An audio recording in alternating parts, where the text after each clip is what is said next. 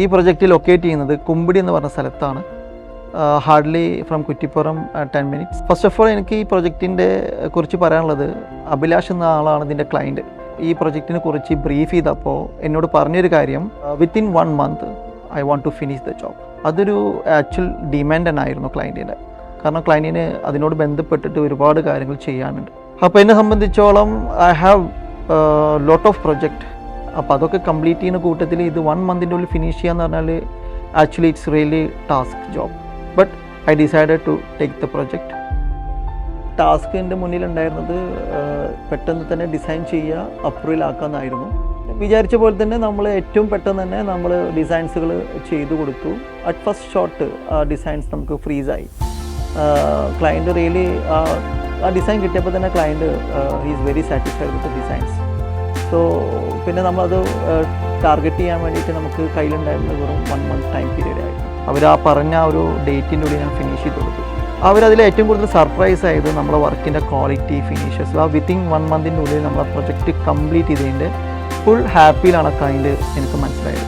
കാരണം അതിൻ്റെ ആ സന്തോഷം, അതിൻ്റെ ആ ഒരു സ്നേഹം എപ്പോഴും നമ്മളിവിടെ വരുമ്പോഴും, അതേപോലെ തന്നെ ഇവർ നമ്മളൊരു ഫാമിലി പോലെ തന്നെ ആയി. അപ്പോൾ അതുകൊണ്ട് ഈ പ്രൊജക്റ്റ് ഭംഗിയായി ചെയ്തു കൊടുത്തു. ക്ലയൻറ്റ് ടോട്ടലി സാറ്റിസ്ഫൈഡ് ആണ്. അതുപോലെ തന്നെ ഈ പ്രൊജക്റ്റിൻ്റെ ഹൈലൈറ്റ് എന്ന് പറഞ്ഞു കഴിഞ്ഞാൽ നമുക്ക് നല്ലൊരു ഏരിയ ലാൻഡ്സ്കേപ്പിംഗ് ഉണ്ട്. 4 master bedroom വിത്ത് 1 balcony. ആ ബാൽക്കണിയുടെ ഹൈലൈറ്റ് എന്ന് പറഞ്ഞാൽ നമ്മളെ ബാൽക്കണിയിലേക്കുള്ള വ്യൂ എന്ന് പറഞ്ഞാൽ കോർട്ട്യാർഡിലേക്കുള്ള വ്യൂ ആണ്.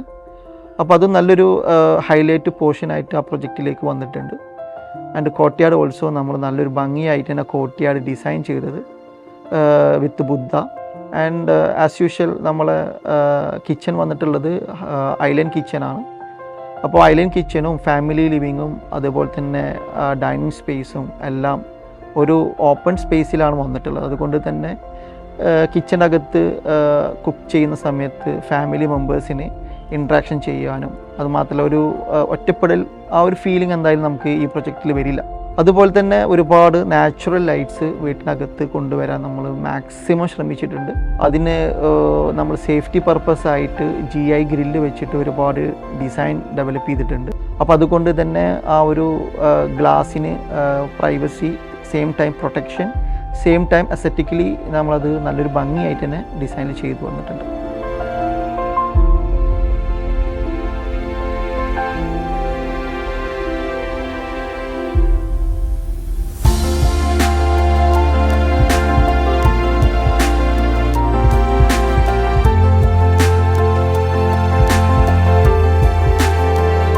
ഇൻറ്റീരിയർ ഹബിന് ഞാൻ ഫസ്റ്റ് അപ്രോച്ച് ചെയ്യുന്നത് ആക്ച്വലി ഈ വീടിൻ്റെ ഇൻറ്റീരിയർ ഡിസൈനിങ്ങിന് വേണ്ടിയിട്ടായിരുന്നു ഞാൻ അപ്രോച്ച് ചെയ്തത് വർക്കിന്.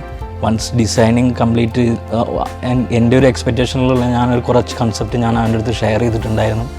അതിനുശേഷം ആ ഡിസൈൻ ഷെയർ ചെയ്തിട്ട് എൻ്റെ മുന്നിലുള്ള ഒരു ചാലഞ്ച് എന്ന് പറഞ്ഞിട്ടുണ്ടെങ്കിൽ ഈ ഒരു പ്രൊജക്റ്റ് കംപ്ലീറ്റ് ചെയ്യാൻ എനിക്ക് ടൈം എന്ന് പറയുന്നത് വളരെ ഒരു പേഴ്സണൽ കമ്മിറ്റ്മെൻറ്റ് കാരണം ടൈം എന്നുള്ളത് വളരെ പരിമിതിയായിരുന്നു.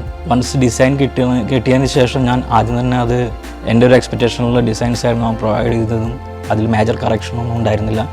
ആ ഒരു അപ്രൂവലും ഞാൻ അതിൻ്റെ ഒരു പ്രൊസീഡിങ്ങും കൊടുത്തതിന് ശേഷം ഒരു 1 month ഈ പ്രൊജക്റ്റ് ആണ് കൊണ്ട് കംപ്ലീറ്റ് ചെയ്യാനും സാധിച്ചു. So I am completely happy with this.